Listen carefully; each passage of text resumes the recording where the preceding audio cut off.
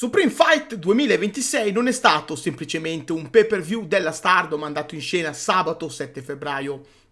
È stato un segnale forte, chiarissimo, quasi urlato, di dove si trovi oggi il Joshi Puroresu e di quanto questa compagnia sia riuscita a spingersi oltre ogni aspettativa, perché 2563 spettatori ad Osaka non sono solo un numero da segnare negli archivi, sono una dichiarazione di intenti, un record che riscrive la storia, visto che Supreme Fight è diventato lo show di wrestling femminile con più pubblico in città dal lontano 1995. E già solo questo basterebbe a spiegare l'importanza di una serata che aveva addosso un peso enorme ancor prima che suonasse la prima campana, con un pubblico caldo, coinvolto, consapevole di stare assistendo a un qualcosa di speciale, pronto a reagire a ogni minimo dettaglio, perché quando una compagnia riesce a creare questo tipo di aspettativa, allora sai che nulla è davvero di passaggio. Il pay-per-view si apre con un match che sulla carta poteva sembrare caotico, quasi una classica opener corale, ma che in realtà aveva un significato ben preciso, perché Momokogo riesce a imporsi su Yuna Mitsumori, Azusinaba, Lady Sie e Kyoka Kotatsu, portando a casa una vittoria importante in un contesto affollato dove emergere non è mai scontato. E Momo lo fa con intelligenza, tempismo e una presenza sempre più solida sul ring. Ma nel post-match, che questo incontro smette di essere un semplice opener e diventa immediatamente rilevante, perché il faccia a faccia tra Momo e Yuna è carico di tensione, di non detti, di quell'aria da resa dei conti che il pubblico riconosce subito, e quando Yuna prende l'ISP Championship e lo sbatte letteralmente in faccia a Momo, il messaggio è chiarissimo. Non serve un promo lungo, non servono troppe parole, quella cintura diventa un simbolo, una promessa, una minaccia, e tutto fa pensare che un match titolato tra le due sia ormai solo una questione di tempo, con Momo che ha dimostrato di meritare questa opportunità e Yuna che non ha alcuna intenzione di restare a guardare. Si passa poi al secondo match della serata, dove Ina, Tomoki Inaba e Ranna Yagami affrontano Sayaka Kurara, Kikyo Furusawa e Anne Kanaya. Un incontro che funziona bene fin dall'inizio, ma che cresce in maniera evidente nella sua parte finale, perché il pin decisivo di Ina su Kurara non è casuale, è una scelta precisa, è l'ultima fase del match, è probabilmente la più interessante, con Ina e Sayaka Kurara che si trovano una contro l'altra sul ring e regalano sequenze davvero belle, fluide, intense, dimostrando una chimica che non passa inosservata, ed è proprio in quei momenti che capisci come la Stardom stia costruendo il futuro, non solo mettendo insieme nomi, ma creando dinamiche, rivalità potenziali, sensazioni che il pubblico può ricordare, perché certe contrapposizioni, anche se durano pochi minuti, riescono a lasciare un segno molto più profondo di quanto sembri. Il terzo match vede invece Rina affrontare Fuwa-chan, e qui il focus non è solo il risultato, con Rina che porta a casa la vittoria, ma soprattutto quello che accade dopo, perché nel post match Rina rincara la dose in maniera verbale, dicendo a Fuwa-chan che questo mondo non è fatto per lei,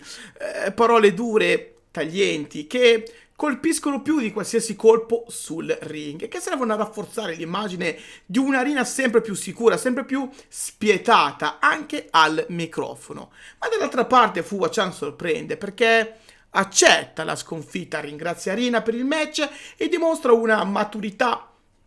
che forse in pochi si aspettavano, trasformando un segmento potenzialmente scontato in un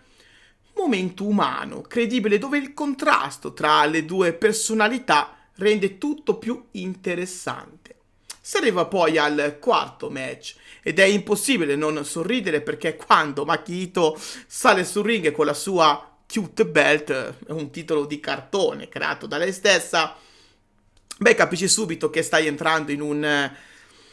territorio tutto suo, dove il confine tra ironia, personaggio e competizione si dissolve completamente. E Makito riesce a battere Aya Sakura difendendo questa cintura tanto assurda quanto perfettamente coerente col suo personaggio. Ma il vero divertimento arriva dopo, perché Aya sconfitta è costretta ad ammettere che Ito-chan è la più kawaii del reame e, come se non bastasse, deve anche pagarle una cena.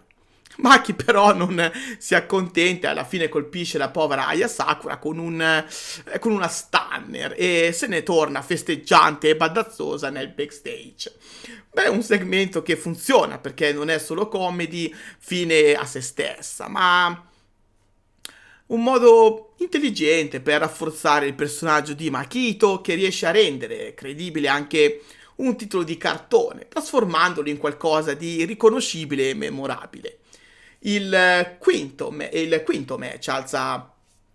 ulteriormente il ritmo con Azumi e Miwa Masaki che affrontano Sayaida e Yuri Aime, Natsupoi e Saori Anou e Azuki insieme a Biriken Desu, con Azuki in versione pagliaccio. Un dettaglio visivo che da solo basta rendere il match strano per certi versi, ma non meno interessante. Un four-way match davvero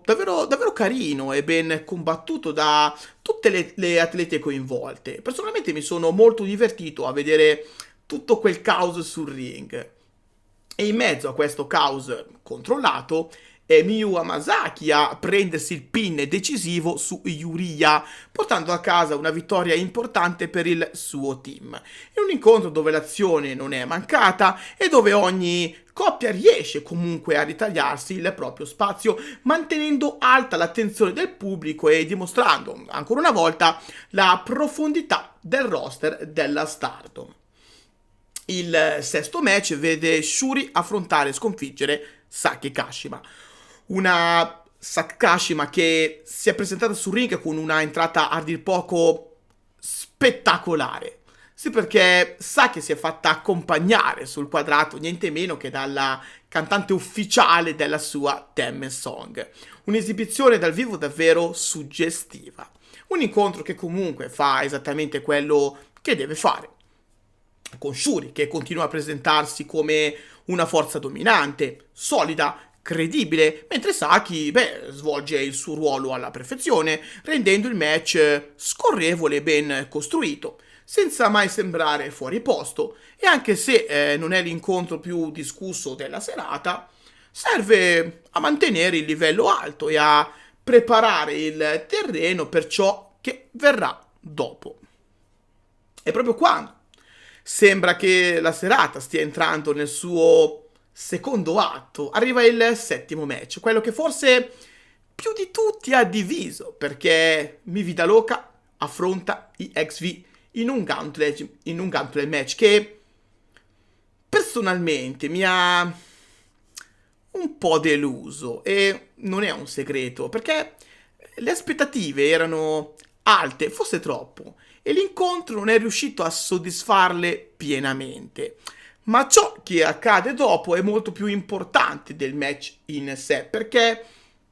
al termine dell'incontro Maika, leader di EXV, prende una decisione pesantissima scegliendo di sciogliere la stable, un momento che segna la fine di un'era e apre a 1000 interrogativi. Perché quando una leader come Maika decide di chiudere un capitolo del genere,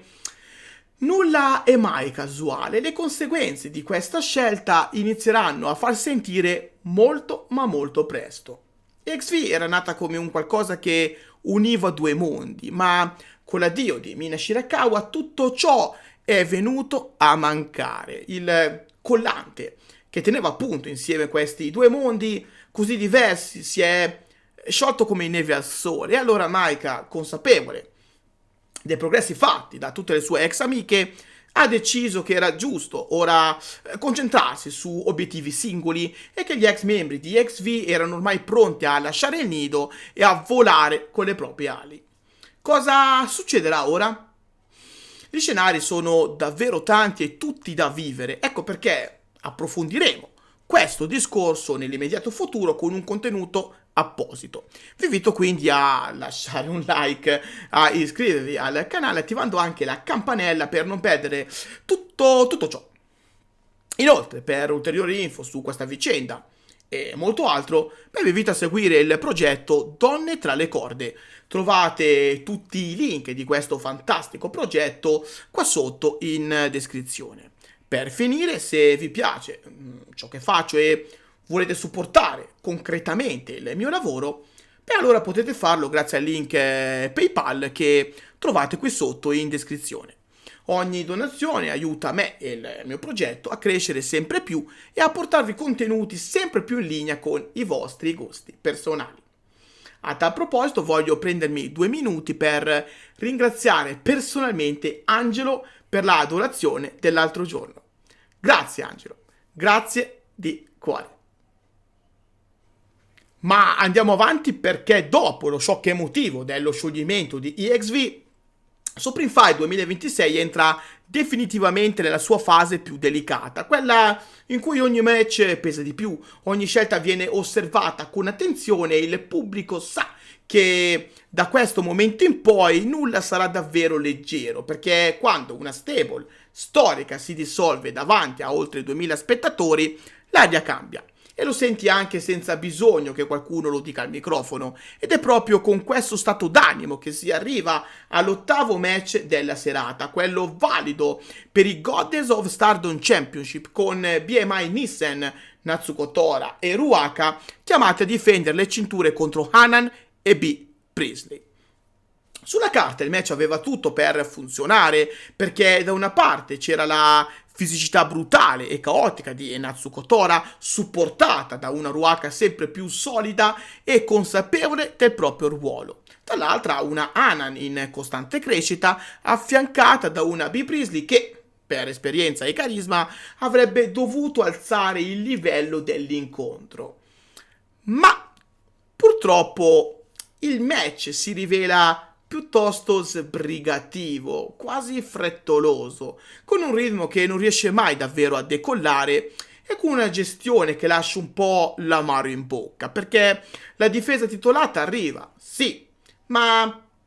senza quel senso di epicità che ci si aspettava da una contesa di questo tipo. E BMI e Nissen mantengono le cinture senza mai dare la sensazione di essere realmente in pericolo, rendendo l'incontro uno dei momenti meno incisivi della serata, soprattutto considerando ciò che verrà subito dopo. Ed è proprio qui che Supreme Fight cambia passo, perché il nono match è uno di quelli che raccontano tantissimo anche al di là del risultato, con Konami che difende il Wonder of Stardom Championship contro Ami Sourei in una sfida che a livello narrativo è molto più importante di quanto possa sembrare a un primo sguardo, perché Ami arriva a un passo dalla vittoria in più di un'occasione, costruendo una performance che la consacra definitivamente come una contender credibile, pronta, matura, capace di reggere la pressione di un match titolato di alto livello. E per lunghi tratti sembra davvero che il titolo possa cambiare di mani. Konami però dimostra ancora una volta perché è campionessa, non solo per tecnica o resistenza, ma per furbizia, per capacità di leggere il contesto e sfruttarlo a proprio favore, perché le interferenze delle compagne di Hate diventano un fattore determinante, spezzano il ritmo di Ami nei momenti migliori, la distraggono, la rallentano e permettono a Konami di ribaltare una situazione che stava iniziando a sfuggirle di mano, portando a casa una difesa che, seppur discussa, è perfettamente coerente con il personaggio e con la stable di appartenenza, perché Hate non non vince mai pulito, non vince mai senza lasciare strascichi, e questa vittoria, beh, non fa eccezione. Ma è nel post-match che questo segmento esplode davvero, perché mentre Ami Sourei è ancora sul ring a fare i conti con una sconfitta durissima, arriva Ina, che fa capolino tra le corde e sale sul ring con uno sguardo che non lascia spazio a interpretazioni. Non è lì per congratularsi, non è lì per fare scena, è lì per sfidare apertamente Konami a un match titolato. E la risposta della campionessa è immediata, brutale, equivocabile. Perché Konami prende la cintura e colpisce Ina con una cinturata secca, violenta, un gesto che serve a zittire la sfidante, ma che paradossalmente rende questa sfida ancora più inevitabile, perché quando una campionessa reagisce così significa che ha percepito una minaccia reale e il pubblico lo capisce, lo sente e reagisce di conseguenza. Questo segmento fa esattamente quello che deve fare, perché non solo rafforza Konami come campionessa dominante e spietata, ma lancia Ina in una posizione completamente nuova, più alta, più esposta, più pericolosa, e crea una tensione che la Stardom potrà sfruttare benissimo nelle prossime settimane, mostrando ancora una volta quanto sia importante ciò che accade dopo la campana finale e non solo durante il match. E a questo punto, con la serata che ha già raccontato tantissimo, con stable che si sciolgono, titoli che resistono, nuove sfidanti che emergono, si arriva inevitabilmente al momento più atteso, quello che tutti aspettavano fin dall'annuncio della card, il main event per il World of Stardom Championship, con Sayaka Mitani chiamata a difendere il titolo contro Starlight Kid, una sfida che da sola avrebbe potuto reggere l'intero pay-per-view, e che invece arriva come culmine perfetto di una serata già ricchissima di contenuti. Fin dalle prime fasi del match, l'intensità è altissima, perché Saya e Starlight Kid si conoscono, si studiano, sanno esattamente dove colpire e come farlo, e ogni sequenza è costruita per raccontare una storia di rivalità, di rispetto, di orgoglio, con Starlight Kid che gioca sulla velocità, sull'astuzia, sulla capacità di colpire e sparire, mentre Sayaka Mitani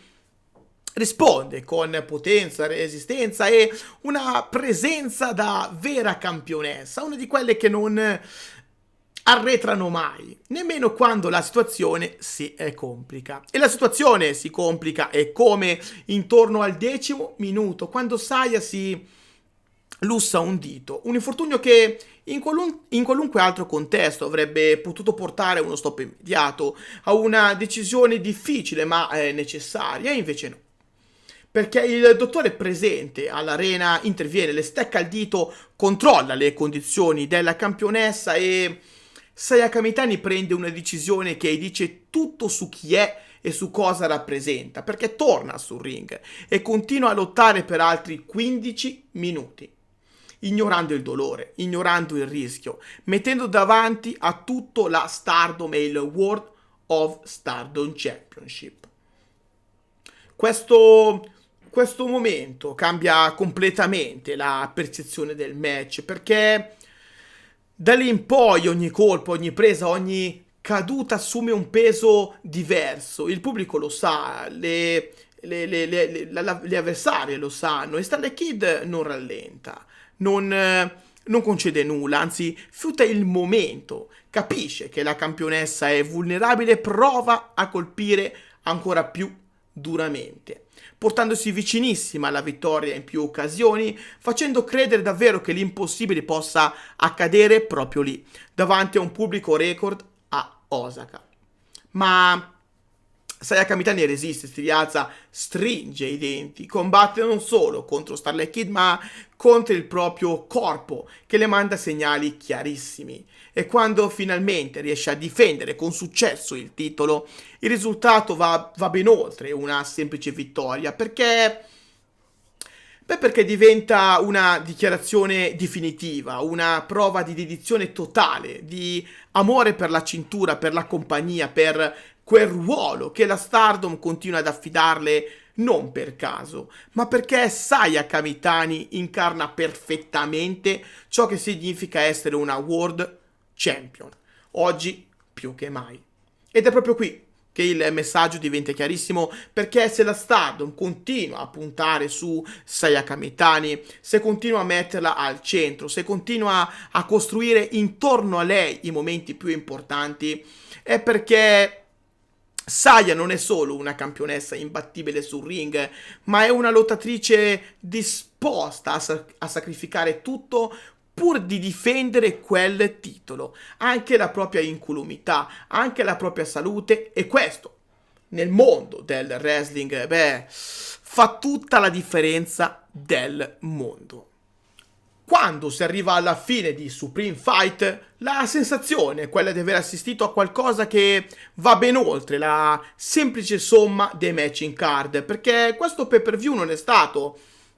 solo uno show ben costruito, ma un vero e proprio punto di svolta, uno di quegli eventi che a distanza di anni si ricorderanno non tanto per un singolo incontro, ma per l'impatto complessivo che riescono ad avere sulla compagnia e sul movimento del Joshi Puroresu in generale. Il dato dei 2563 spettatori presenti a Osaka torna prepotentemente al centro del discorso, perché non è un numero messo lì per fare scena, è un record storico che non si vedeva dal 1995 ed è il simbolo più chiaro di una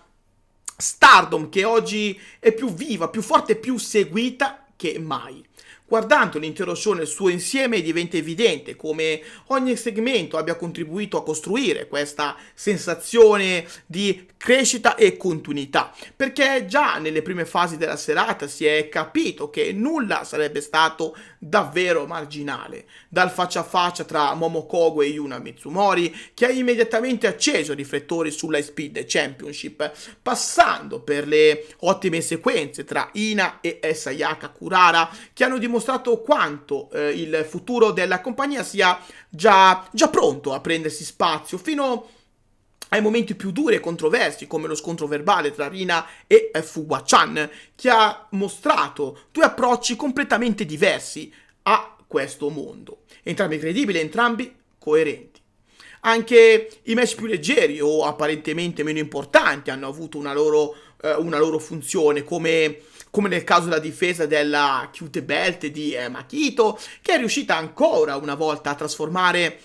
la comedy in un mezzo narrativo efficace, rafforzando il proprio personaggio e lasciando un ricordo preciso nel pubblico, dimostrando che non serve sempre un titolo ufficiale per creare valore, ma basta una buona idea portata avanti con convinzione e intelligenza. E poi ci sono state le ombre, perché uno show del genere non è perfetto e non deve esserlo per forza, come dimostra il match per i Goddess of Stardom Titles, troppo sbrigativo e privo di quella tensione che un incontro titolato dovrebbe sempre avere, o come il Gauntlet match tra Mi Vida Loca e EXV, che ha deluso sul piano dell'azione, ma che allo stesso tempo ha prodotto una delle conseguenze più pesanti dell'intera serata, ovvero lo scioglimento di Empress Nexus Venus per volontà di Maika, una scelta che avrà ripercussioni enormi sul panorama delle stable in Stardom e che apre scenari completamente nuovi per tutte le coinvolte, perché quando una leader di quel calibro decide di chiudere un capitolo, significa che qualcosa di profondo sta per cambiare. Supreme Fight 2026 però è stato soprattutto lo show dei titoli che resistono, ma non senza lasciare segni, perché Konami ha sì difeso il Wonder of Stardom Championship, ma lo ha fatto sfruttando le interferenze di Hate, rafforzando ulteriormente l'immagine di una campionessa temibile e spietata, e allo stesso tempo lanciando Ami come una sfidante credibile e Ina come una una prossima inevitabile contendente con quella cinturata nel post-match che è già diventata uno dei momenti più iconici dell'evento. Un gesto che ha parlato più di qualsiasi promo e che ha acceso una rivalità destinata a esplodere molto ma molto presto. E poi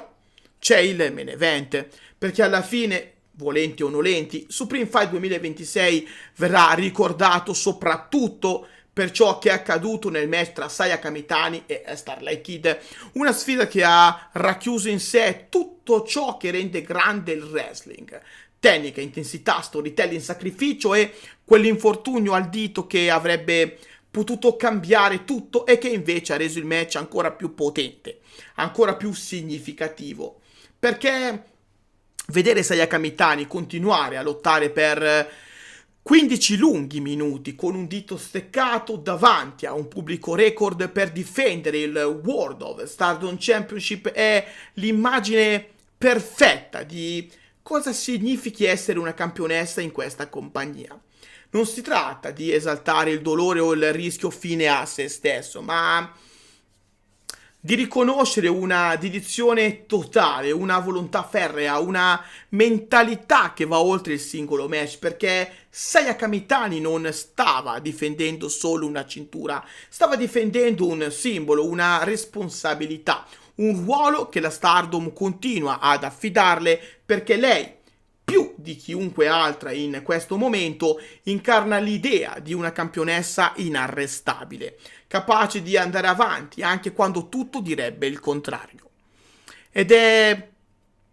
proprio questo il messaggio finale che Supreme Fight 2026 lascia in eredità, perché questo pay-per-view dimostra che la Stardom non sta semplicemente sopravvivendo, ma sta crescendo, sta usando, sta costruendo il proprio futuro con coraggio, accettando anche i momenti meno riusciti come parte di un percorso più grande, un percorso che oggi passa da Osaka, da un record storico, da 2563 persone che hanno scelto di essere lì dal vivo per sostenere il wrestling femminile e renderlo protagonista assoluto.